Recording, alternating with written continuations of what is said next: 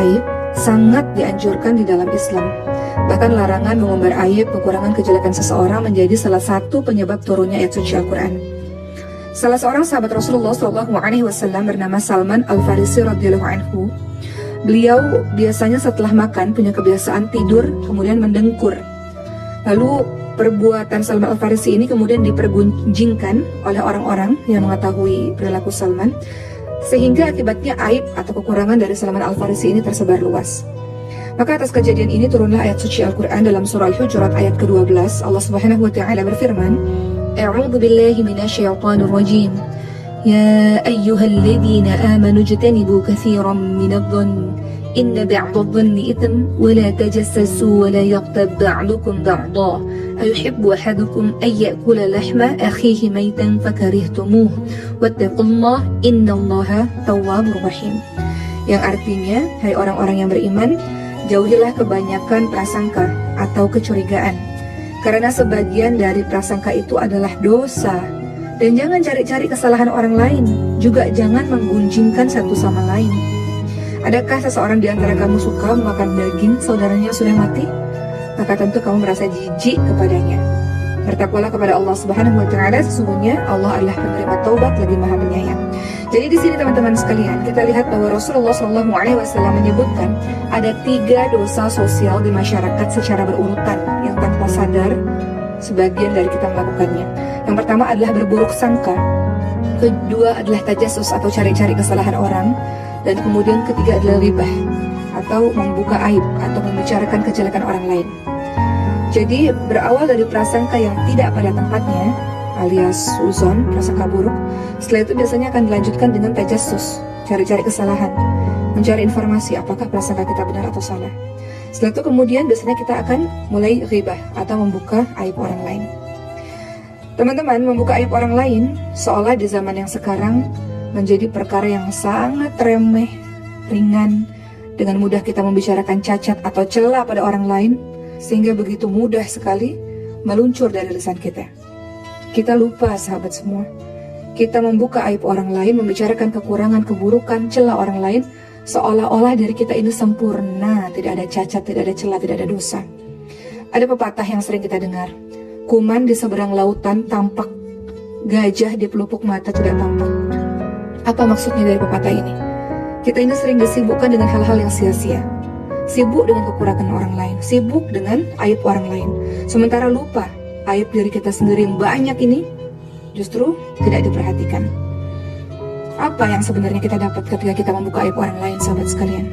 Kepuasan, kesenangan, bahagia kita menjatuhkan kehormatan orang lain.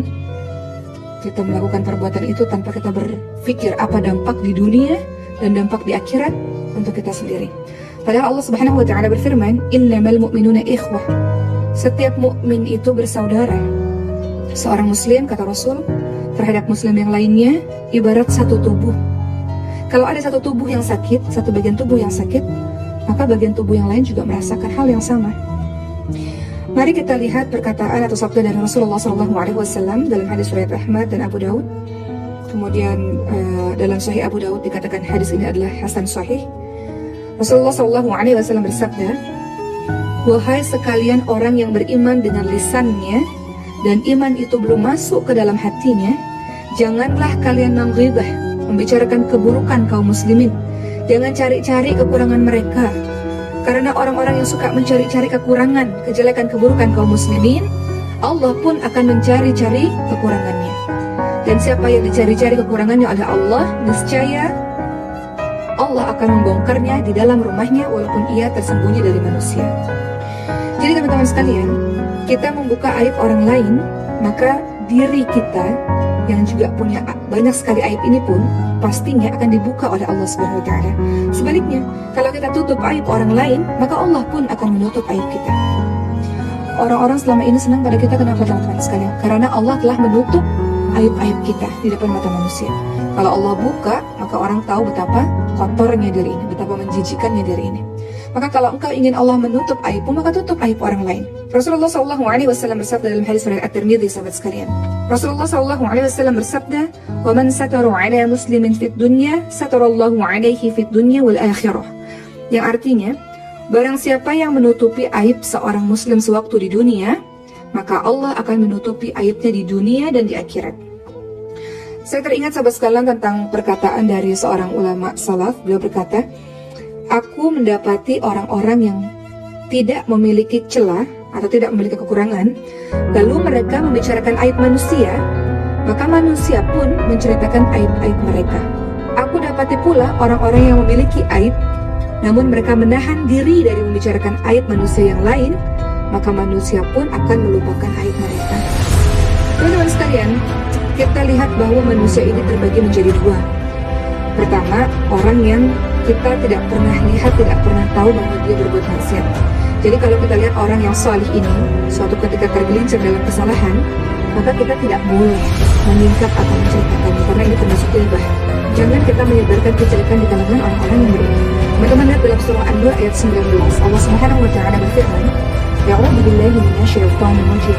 Innal ladzina yuhibbuna an tashi'a al-fahishatu fil ladzina amanu lahum 'adzabun alim fid dunya wal akhirah.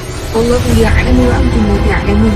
Yang artinya sahabat sekalian, sesungguhnya orang-orang yang ingin agar perbuatan yang sangat keji itu tersiar di kalangan orang-orang yang beriman, mereka mendapatkan azab yang pedih di dunia dan di akhirat. Dan Allah mengetahui sedangkan kamu tidak mengetahui. Jadi sahabat sekalian, kembali lagi tadi bahwa ketika ada orang-orang soleh yang kemudian berbuat keburukan, yang selama ini kita lihat dia tidak pernah berbuat keburukan, maka jangan kita menceritakan atau membongkar atau menciarkan keburukan dia tersebut. Sebaliknya, kalau kita lihat ada seorang yang memang terkenal sangat suka untuk berbuat maksiat, tanpa malu-malu berbuat keburukan, tidak peduli ketika berbuat kejahatan dengan pandangan orang lain, nggak peduli dengan ucapan orang lain, tidak peduli dengan nasihat orang lain, maka ketika kita membicarakan orang ini, bukan sebuah ghibah, bukan sebuah membuka aib seseorang. Bahkan hal ini harus diterangkan kepada manusia lainnya hingga orang lain berhati-hati dengan keburukan orang tersebut. Jadi sahabat sekalian, kembali pada perkara membuka aib, tahan lisan kita dan sibukkan diri kita yang penuh dengan dosa ini. Saat kita sibuk dengan aib diri sendiri, maka kita tidak punya waktu untuk sibuk dengan aib orang lain. Maka pada hari ini saya ingin menutup dengan sebuah kisah dari seorang sufi masyhur dengan akhlak yang sangat mulia dalam menjaga kehormatan seseorang yang tidak membongkar aib seseorang. Sufi masyhur tersebut namanya adalah Abu Abdurrahman Hatim bin Unwan atau dikenal dengan julukan Si Tuli. Kenapa? Jadi pada suatu ketika Hatim ini, seorang ulama yang terkenal ini, atau seorang sufi yang terkenal ini, pernah didatangi oleh seorang wanita. Wanita ini ingin berkonsultasi perkara agama kepada Hatim, kepada orang sufi yang bernama Hatim ini. Kemudian tiba-tiba wanita tersebut buang angin dengan suara yang sangat keras, teman-teman sekalian, hingga terdengar oleh Hatim.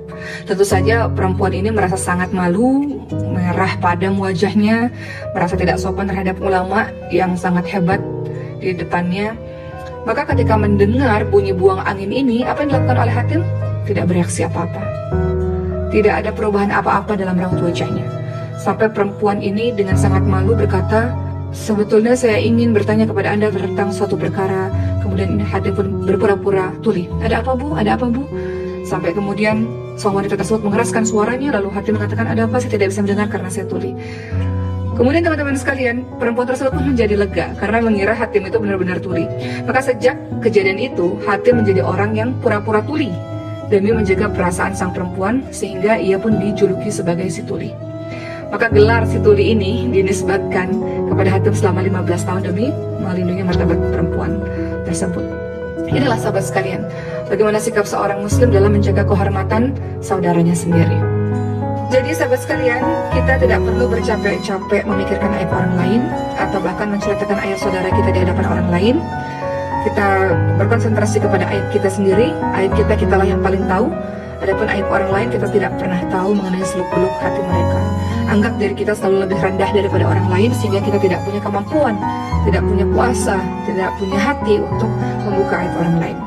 Kita akan mendengar bagaimana perkataan dari Abdullah Al-Muzani. Beliau mengatakan, jika iblis memberikan was-was kepadamu bahwa engkau lebih mulia dari muslim lainnya, maka perhatikanlah. Jika ada orang lain yang lebih tua darimu, maka seharusnya engkau katakan, orang tersebut telah lebih dahulu beriman dan beramal soleh dariku, maka ia lebih baik dariku.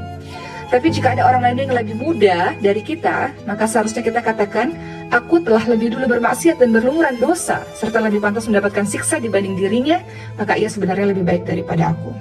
Itulah teman-teman sekalian, kita senantiasa menganggap diri kita lebih rendah daripada orang lain, sehingga tidak mampu untuk membuka aib orang lain, tidak sampai hati untuk membuka aib orang lain. Yang harus kita ingat sekali lagi adalah bahwa kita sibuk dengan aib diri kita sendiri, dengan kesalahan diri kita sendiri. Umar bin Khattab radhiyallahu anhu pernah mengatakan, hisablah dirimu sendiri terlebih dahulu, teman-teman sekalian, sebelum nanti kita dihisab oleh Allah Subhanahu wa taala. Jadi insya Allah mudah-mudahan setelah mendengarkan penjelasan ini, kita menjadi orang yang berhati-hati terhadap apa-apa yang keluar dari mulut kita. Semua yang keluar dari mulut kita adalah hal yang bermanfaat, adalah hal yang penuh dengan kebaikan-kebaikan, bukan untuk menceritakan keburukan orang lain yang menyebabkan orang lain benci satu sama lain, menyebabkan permusuhan dan sebagainya. Islam rahmatan lil alamin, maka kita sebarkan kebaikan, kita sebarkan kasih sayang kepada sesama manusia, sesama makhluk Allah Subhanahu wa taala. Amin amin ya rabbal alamin.